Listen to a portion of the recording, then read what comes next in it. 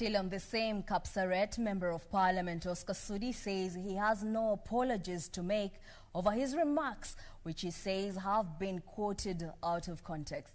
Sudi said those castigating him should listen to his statement clearly, even as a cross-section of leaders urged for tolerance and the end to divisive politics, which might plunge the country into chaos. Kapseret Member of Parliament says he stands by his statement and has no apologies to make, claiming he has been quoted out of context. Sudi is inviting those castigating him to first listen to his statement clearly and stop applying what he claims is selective minds.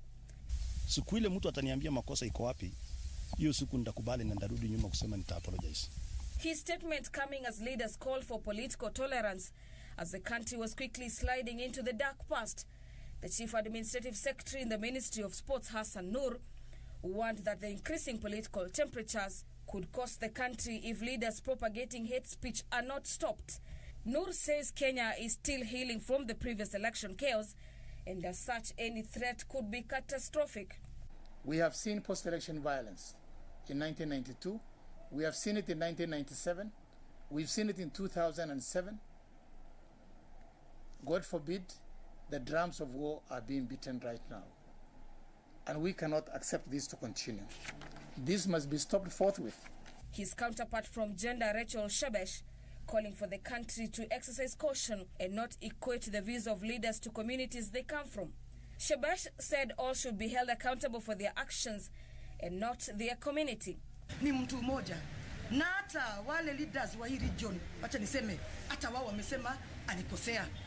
So kama tunaweza chukua responsibility ya vile tunaongea, na mimi sisemi hiyo mheshimiwa tu, watu wote ambao tunaongea, na it doesn't matter uko wapi kwa mambo ya siasa saa hii. Sasa ni time ya kufanya kazi.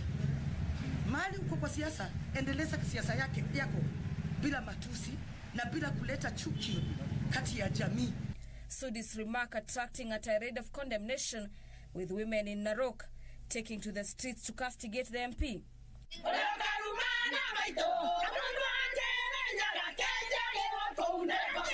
While a section of MPs led by Maragwa legislator Mary Waithira called on the Deputy President William Ruto to rein on his team. Hii ni maneno baya na si maneno ambayo tunaweza nyamaza bila kuongea juu yake, juu tunataka aambiwe na yule kiongozi wao wanafuata, Deputy President William Samoei Ruto. Ambia watu juu ni watu ambaye wanafuatana na yeye. Ni vizuri waheshimu wa mama wa nchi hii. Give an apology within 7 days, as it has been said by all the women here. If they don't do that, we will walk to Kalen to demand an apology. In Nairobi, Wilfred Kamau led the business community in condemning the blatant attacks on Kenya's First Lady, claiming the remarks are likely to ignite the country into chaos. Tafadhali tuheshimu yane hapa. Na mimi nimesema tunajua you are preparing us for some future events. Na sisi tuko macho. Na msifikiri hapa itakuwa 207 tena. Hapana. Watu wakae na heshima. Tuheshimu wamama, tuheshimu mheshimiwa rais. Na kama umpendi nyamaza. Elsewhere, Jubilee Party Secretary General Caleb Kosoitani is urging President Uhuru Kenyatta and his Deputy William Ruto to dialogue and save the country from further divisions. While Bahati, Member of Parliament Kimani Ngonjiri, said President Uhuru Kenyatta and his deputy should not be dragged into utterances by a section of leaders who speak for themselves. Please go back, the two of you, go and sit and agree na mtuambie vile tutaenda mbele kwa Jamhuri ya Kenya.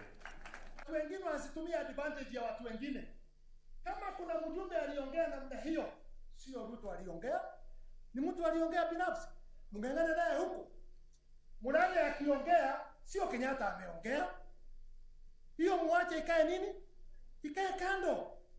For Channel 1 News, I'm Gladys Mungai.